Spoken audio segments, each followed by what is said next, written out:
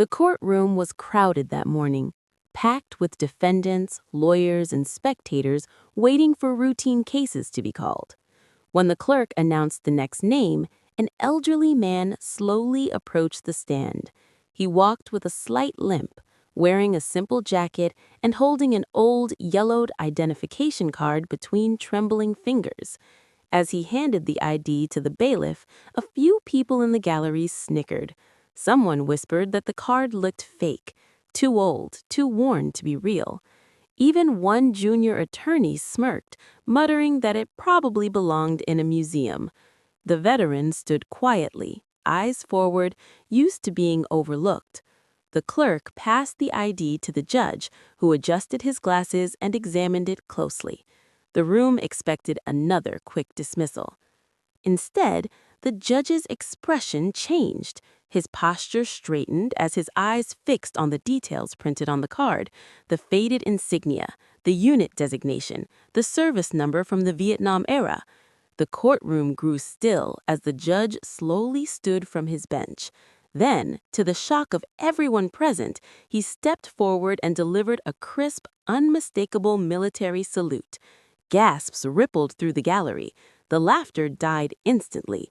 The judge addressed the veteran with visible respect, stating that the ID belonged to a member of a long-range reconnaissance unit whose missions during the Vietnam War were rarely recorded but deeply honored within military circles. He explained that his own father had served alongside men from that very unit and had spoken of their bravery with reverence until the day he died. The judge returned the ID carefully, almost reverently, and apologized on behalf of the court for the disrespect shown. He reminded the courtroom that honor does not fade with time and that age-worn documents often carry the heaviest history. The veteran nodded politely, clearly uncomfortable with the attention, and said he had only come to resolve a minor paperwork issue. The judge immediately dismissed the case, ensuring the matter was resolved without penalty.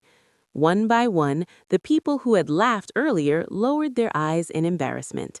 As the veteran turned to leave, the judge saluted him once more.